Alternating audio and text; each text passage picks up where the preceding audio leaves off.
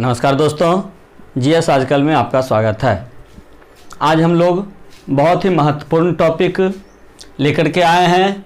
Topic है योजना आयोग और नीति आयोग।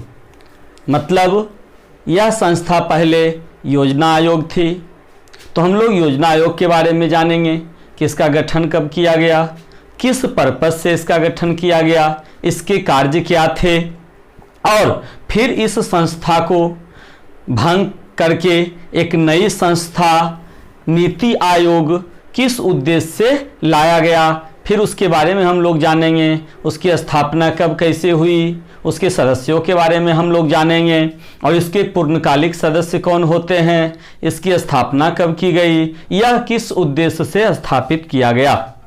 तो सबसे पहले हम लोग योजना आयोग के बारे में जानते हैं कि योजना आयोग क्या थी। तो हम लोग जानते हैं कि योजना आयोग एक गैर संवैधानिक संस्था थी। यह जो है एक संविधानेतर संस्था थी। हम लोग जानते हैं कि योजना आयोग का संविधान में कहीं भी चर्चा नहीं किया गया है, उल्लेख नहीं किया गया है। इसे परामर्शदात्री संस्था भी माना जाता है। अर्थात इससे यह निर्धारित हुआ कि योजना आयोग का जो गठन किया गया था यह सरकार को सलाह देने के उद्देश्य से किया गया था। अर्थात सरकार को जो है यह सलाह देने का काम करती थी, इसीलिए इसे परामर्शदात्री संस्था कहा गया। अब इसके बारे में हम लोग जानते हैं कि योजना आयोग का गठन किस प्रकार और कब किया गया।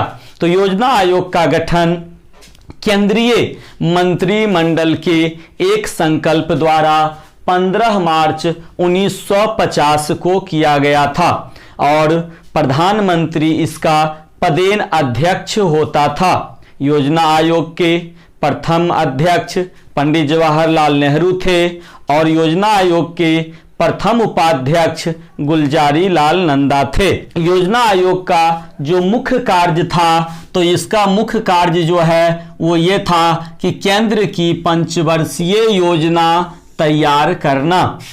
इसका मुख्य कार्य क्या था? केंद्र की पंचवर्षीय योजना तैयार करना, योजना का निर्माण करना। यही जो है योजना आयोग का प्रमुख कार्य था।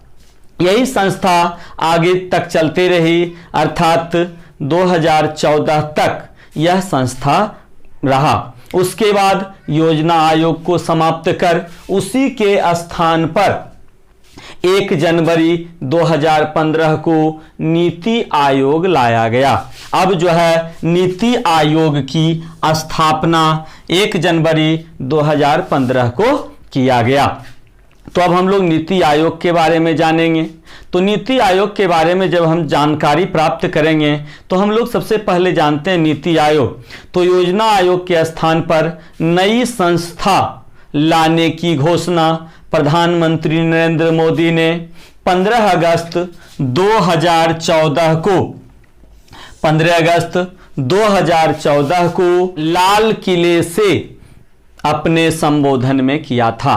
अर्थात योजना आयोग को जब समाप्त किया और उसके स्थान पर एक नई संस्था लाने की घोषणा प्रधानमंत्री श्री नरेंद्र मोदी ने लाल किले से अपने संबोधन में 15 अगस्त 2014 को निर्धारित किया, घोषित किया। अब इसमें एक क्वेश्चन जो है बहुत बार पूछ भी चुका है और आगे भी पूछ सकता है। इसका फुल फॉर्म, नीति आयोग का फुल फॉर्म तो हम लोग जानते हैं कि national institution for transforming India, इसका जो है फुल फॉर्म है, जो कि बहुत बार पूछता है। इसी को हिंदी में नीति आयोग का नाम होता है राष्ट्रीय भारत परिवर्तन संस्था, इसी को कहा जाता है नीति आयोग। अब इसके बारे में हम लोग जानते हैं कि यह भी एक गैर संवैधानिक निकाय है। नीति आयोग को भारत सरकार का थिंक टैंक कहा जाता है। यह भारत सरकार का थिंक टैंक है और नीति आयोग का मुख्यालय दिल्ली में है। अब देखिए, थिंक टैंक से तात्पर्य होता है कि किसी भी विषय पर यह सोचती है और सोच करके सरकार को सलाह देने का कार्य करती है, तो इसीलिए इसे थिंक टैंक कहा गया। नीति आयोग योजना आयोग की तरह ही कोई वित्तीय आवंटन नहीं करता है, अर्थात नीति आयोग किसी भी प्रकार का वित्तीय कार्य को नहीं करता है। नीति आयोग का मुख्य कार्य है सामाजिक एवं आर्थिक मुद्दों पर सरकार को सलाह देना, यह इसका मुख्य कार्य है, ताकि सरकार ऐसी योजनाओं का निर्माण कर सके जो लोगों के हित में हो। अर्थात हम अभी बताए कि इसका जो मुख्य कार्य है वो है सामाजिक और आर्थिक मुद्दों पर सरकार को सलाह देना। तो इसमें सरकार जो है, जब इसके सलाह से सरकार कार्य करती है तो सरकार के इस प्रकार के योजना से लोगों को बहुत लाभ होता है। इसी प्रकार का यह सलाह देने का काम करती है। अब इसका जो सबसे महत्वपूर्ण है, नीति आयोग की संरचना के बारे में हम लोग समझते हैं, इसे ध्यान से देखिएगा। तो नीति आयोग की संरचना के बारे में कहा जाता है कि नीति आयोग की जो संरचना है, इसमें अध्यक्ष, उपाध्यक्ष, सीईओ, पूर्णकालिक सदस्य, पदेन सदस्य, शासी परिषद और विशेष आमंत्रित सदस्य होते हैं। तो अब इस पर किस किस प्रकार के सदस्य आते हैं और यहां तक कैसे आते हैं, इसके बारे में हम लोग अभी चर्चा करेंगे। अब देखिए, नीति आयोग के अध्यक्ष, तो नीति आयोग के अध्यक्ष हमारे देश के जो प्रधानमंत्री होते हैं वही नीति आयोग के पदेन अध्यक्ष होते हैं, और नीति आयोग के उपाध्यक्ष की नियुक्ति प्रधानमंत्री के द्वारा किया जाता है, और जो उपाध्यक्ष होते हैं उन्हें कैबिनेट मंत्री के दर्जा प्राप्त होता है, अर्थात उनका जो पावर होता है, पोस्ट होता है, वो केंद्रीय मंत्री के बराबर माना जाता है। अब हम लोग देखते हैं सीईओ के बारे में कि नीति आयोग का सीईओ भारत सरकार के सचिव स्तर के अधिकारी होते हैं, जिसे निश्चित कार्यकाल के लिए प्रधानमंत्री द्वारा नियुक्त किया जाता है। तो देखिए, यहाँ पे दो बहुत महत्वपूर्ण क्वेश्चन मिलते हैं कि उपाध्यक्ष की नियुक्ति किसके द्वारा और सीईओ की नियुक्ति किसके द्वारा की जाती है। तो दोनों ही प्रधानमंत्री के द्वारा किया जाता है। अब है कि पूर्णकालिक सदस्य, तो पूर्णकालिक सदस्य की संख्या 5 होती है, और इन्हें जो है पूर्णकालिक सदस्य की संख्या 5 होती है, और इन्हें राज्य मंत्री के बराबर दर्जा प्राप्त होती है। अब है पदेन सदस्य, तो पदेन सदस्य की संख्या 4 होती है, जो प्रधानमंत्री द्वारा नामित होते हैं, अर्थात जिन्हें प्रधानमंत्री नॉमिनेट करते हैं वही व्यक्ति इस पद पर आते हैं। अब है शासी परिषद, बहुत महत्वपूर्ण है शासी परिषद। तो शासी परिषद में भारत के सभी मुख्यमंत्री और केंद्र शासित प्रदेशों के राज्यपाल होते हैं। और लास्ट है आपका विशेष आमंत्रित सदस्य कौन होते हैं। तो विशेष आमंत्रित सदस्य में विभिन्न क्षेत्रों के विशेषज्ञ शामिल होते हैं, जिन्हें प्रधानमंत्री द्वारा नामित किया जाता है। तो ये हुए इसकी संरचना, जो कि बहुत इंपॉर्टेंट है, जिसमें कि नियुक्ति को लेकर के भी प्रश्न पूछा जाता है।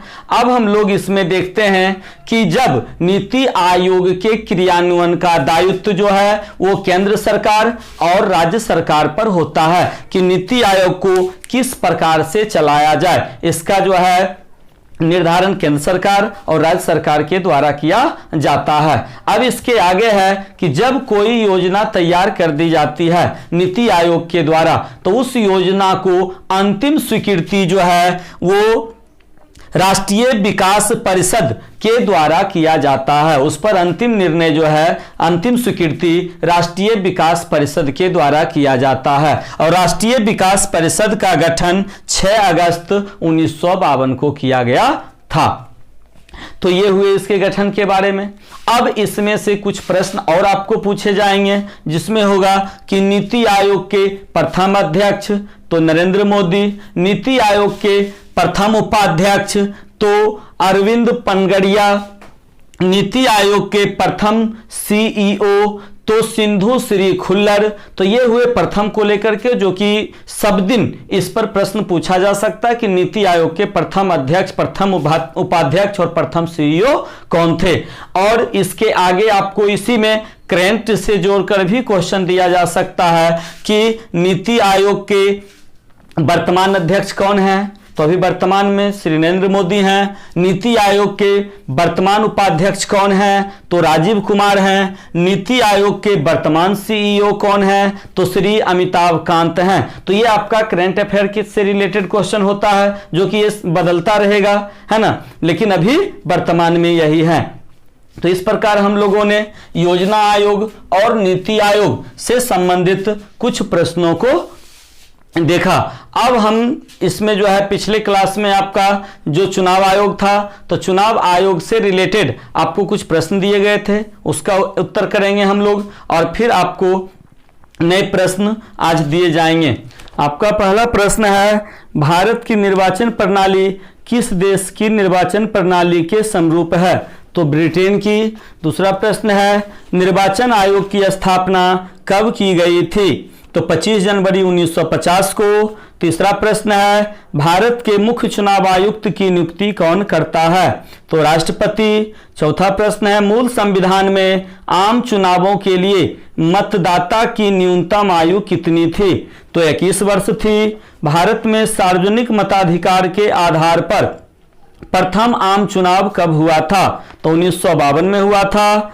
छठा प्रश्न है, मुख्य चुनाव आयुक्त की पदावधि होती है, तो 6 वर्ष या 65 वर्ष की आयु तक, जो पहले पूर्ण हो जाता है। सातवां प्रश्न है, किस संविधान संशोधन द्वारा मतदान की न्यूनतम आयु 21 वर्ष से घटाकर 18 वर्ष की गई, तो 21वें संविधान संशोधन 1989 द्वारा।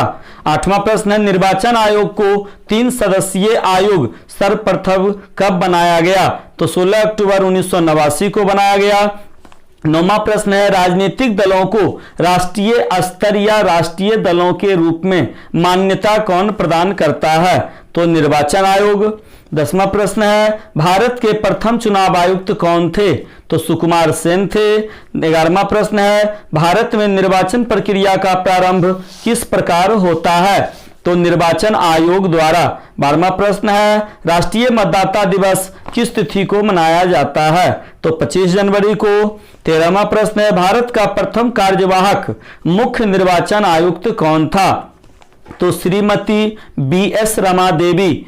14वां प्रश्न है, मुख्य निर्वाचन आयुक्त की सहायता के लिए प्रादेशिक निर्वाचन आयुक्त की नियुक्ति कौन करता है, तो राष्ट्रपति करते हैं। और 15वां प्रश्न है, अब तक सिर्फ एक बार प्रथम आम चुनाव 1952 में 2 प्रादेशिक निर्वाचन आयुक्त 6 माह के लिए नियुक्त किए गए थे, इनके मुख्यालय कहां थे, तो मुंबई तथा पटना में थे।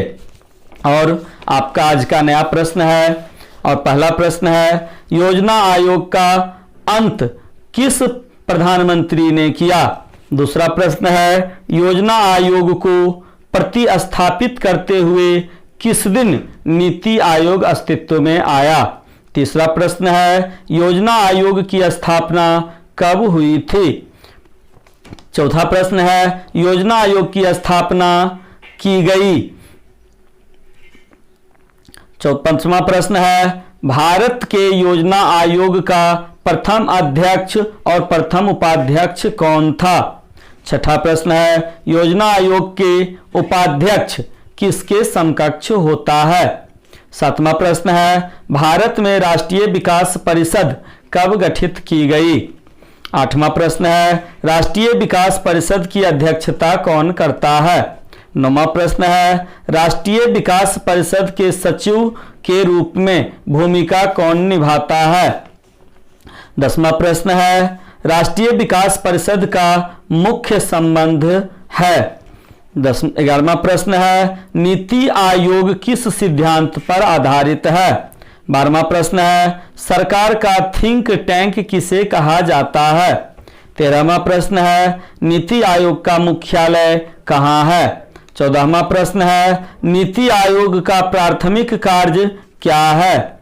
और 15वां प्रश्न है, नीति आयोग के प्रथम उपाध्यक्ष कौन थे? इस प्रकार ये आपके आज के प्रश्न हैं। इसका उत्तर आप लोग कमेंट बॉक्स में ज़रूर करें। और यदि आप लोगों को यह वीडियो पसंद आता है तो इसे लाइक करें, सब्सक्राइब करें और इसे शेयर भी करें, है ना। धन्यवाद।